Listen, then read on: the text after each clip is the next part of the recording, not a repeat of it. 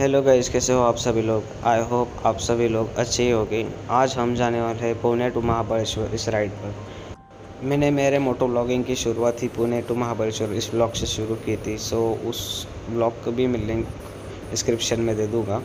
वो सबसे पहला व्लॉग था जो कि मैंने मोबाइल कैमरा से ही शूट किया। तब तो मेरे पास हेलमेट माउंट भी नहीं था, ना कैमरा था, कुछ नहीं था।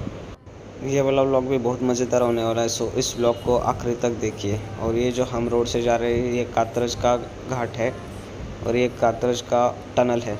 कात्रज का घाट क्रॉस करने के बाद हमने खेड़शुआपुर, नसरापुर और खंडाला क्रॉस किया था। उस वक्त जितनी भी रिकॉर्डिंग की थी उसमें ज़्यादा कुछ इंटरेस्टिंग बातें नहीं थी। सो मैं सीधा आपको खम्बाट के घाट में लेकर आए हो गए। सबसे खतरनाक घाट है, बहुत बड़ा घाट है।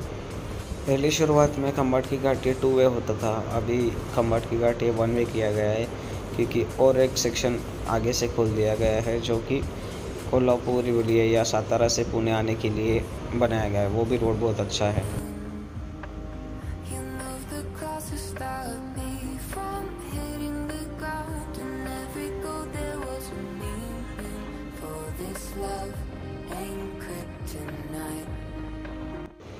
मैक्सिमम 2 घंटे की राइड करने के बाद हम पंचगनी पहुंच गए। जैसे ही हमने वाई क्रॉस किया और पंचगनी में एंटर करने लगे थे वैसे ही हमें हवा में थोड़ी सी ठंडक महसूस होने लगी थी।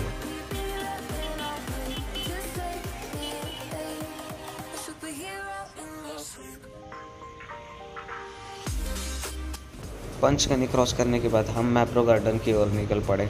जाते वक्त सामने वाले इसने बहुत परेशान किया, बहुत ही दुआ छोड़ रही थी ये बस।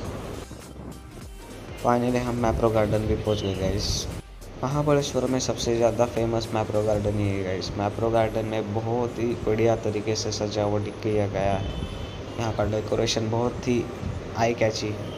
यहाँ पर सभी चीज़ें स्ट्रॉबेरी में बनाई गई है। सामने ये जो कार देख रहे हो गाइस वो है टाटा नैनो। कार पर पूरी तरीके से रैप किया गया है स्ट्रॉबेरी के कलर का।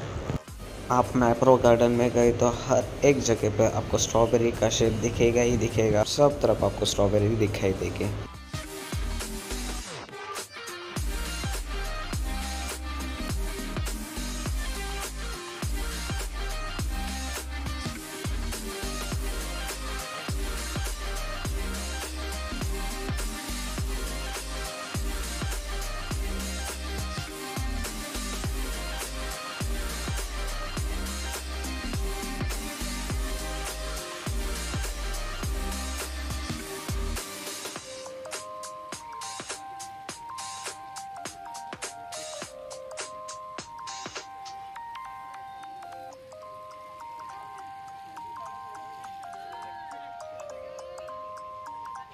आप अगर कभी मैप्रो गार्डन में आ जाओ तो स्ट्रॉबेरी और एक क्रीम ज़रूर ट्राई करना, बहुत ही टेस्टी रहती है गाइस। वहीं से थोड़े आगे चले आने पर हमें एक वैक्स म्यूज़ियम मिलता है। सेम ऐसा ही वैक्स म्यूज़ियम लोनावला में भी है और यहाँ पर एक गो कार्टिंग का ट्रैक भी दिया गया है।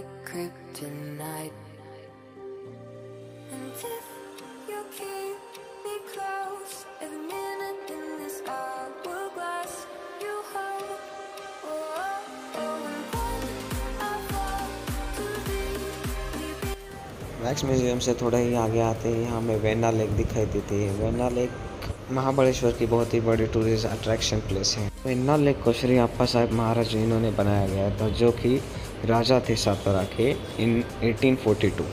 इस लेक में आप बोटिंग कर सकते हो। यहाँ पे मल्टीपल चॉइसेस के बोट्स आपको दिखते हैं। आपको मोटर बोट भी मिलते हैं, पैडल बोट भी मिलते हैं। बहुत सारे बोट्स के भी ऑप्शंस अवेलेबल है यहाँ पर।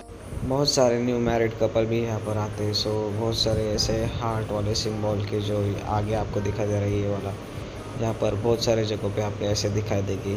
बहुत सारे फ़ोटोशूट्स होते हैं यहाँ पर और बहुत सारे मूवीज़ की शूटिंग भी हो गई है।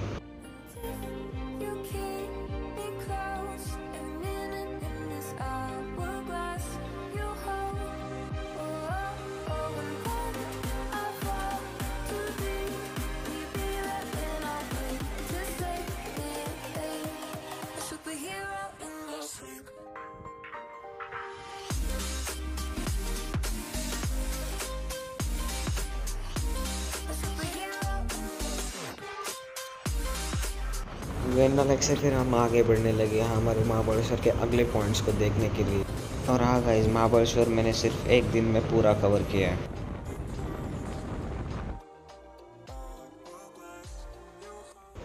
आगे जो कोई आप सीन्स देखने वाले हैं वो सब अब माउंटेन सीन्स होने वाले हैं। सो ज़्यादा से ज़्यादा यहाँ पर लेक नहीं दिखाई देगी, माउंटेन सीन ही दिखाई देगी।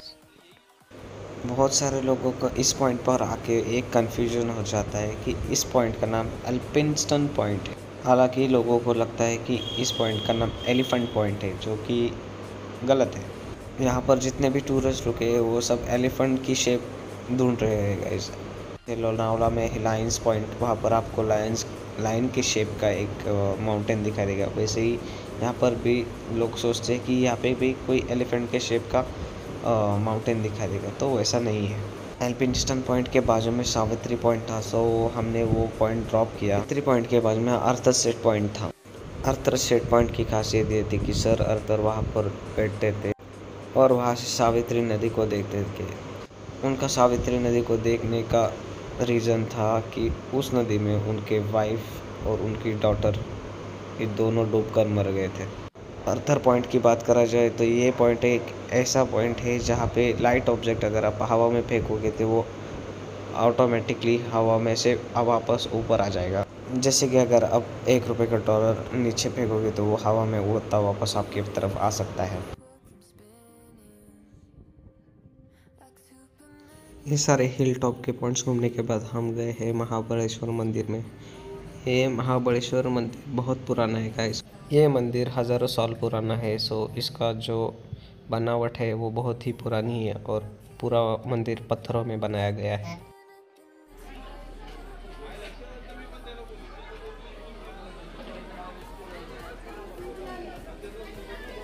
आउट है,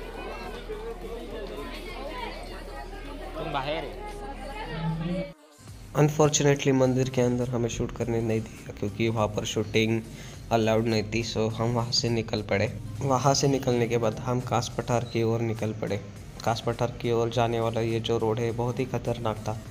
ये बहुत ही ऊंचाई पर था ये रोड, और इस रोड पर एक ही गाड़ी जाएगी एक साइड से, इतना चौड़ा रोड था।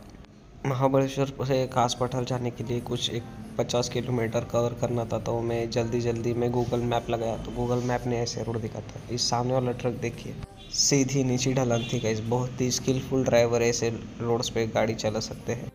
उसके बाद रोड की हालत और ख़राब होने लगी। जहाँ वहाँ मिट्टी और पत्थर ही गिरे थे, लैंडस्लाइड हुआ था। तो इस वजह से रोड का काम भी चल रहा था, तो रोड बहुत ही ख़राब थी। बहुत बाइक चलाना बहुत ही मुश्किल हो रहा था उसमें। अगर आप R15 पर पिलियन राइड पर जा रहे हो और ऐसी रोड मिले तो आपके हाथ और पीठ तो दुखना तय है।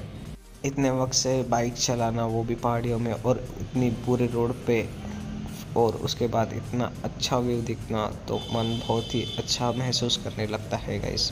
मैं पहली बार इस विंड मिल को इतना पास से देख रहा था। वीडियो में इस विंड मिल का साइज़ तो समझ में नहीं आ रहा होगा, फिर भी अगर आपको समझ में आया तो इस विंड मिल का साइज़ बहुत ही बड़ा है। पहाड़ों के टॉप पे होने के कारण यहाँ पे बहुत सारे विंड मिल्स थे। कम से कम 50 प्लस तो विंड मिल हो गए ही। पूरे पहाड़ पर इन्होंने विंड मिल लगाए थे।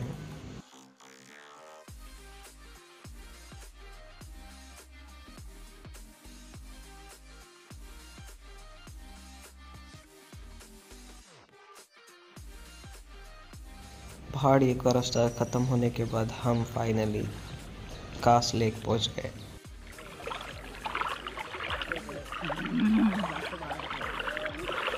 कास लेक में फिर हम ज़्यादा देर रुके नहीं क्योंकि शाम होते जा रही थी और हमें घर पे जाना था। तो हमने सातारा वाया पुणे ये हाईवे सेलेक्ट किया। और गाइस ये हाईवे बहुत ही अच्छा है।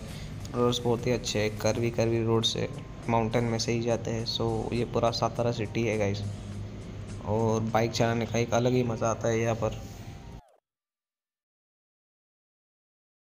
हम सुबह के कुछ 8 बजे निकले थे और हमने कम से कम 9 पॉइंट कवर किए थे गाइस, वो भी एक दिन में। पूना टू महाबलेश्वर इस ट्रिप में मैंने सबसे ज़्यादा पॉइंट कवर किए गाइस, वो भी एक दिन के अंदर ही हुआ था। हम सुबह के 8 बजे निकले थे और हमें रात के 8 बजे थे घर निकलने के लिए। ये जो आप टनल देख रहे हैं, ये खम्बाटकी घाट का टनल है। वही टनल है जो मैंने आपको वीडियो की शुरुआत में बताया था, और ये बहुत ही बड़ा टनल है। आई होप आपको ये वीडियो पसंद आया होगा। मैंने ये पूरा वीडियो आपके लिए बहुत ही क्रॉप करके बनाया है, क्योंकि ये ज़्यादा लेंथी हो रहा था, इसलिए मैंने कुछ कुछ पॉइंट बहुत ही काट दिए। अगर ये वीडियो अच्छा लगा होगा तो आप प्लीज़ लाइक कीजिए, शेयर कीजिए और सब्सक्राइब कीजिए आपके दोस्तों के साथ। मिलते हैं नेक्स्ट वीडियो में। Bye guys.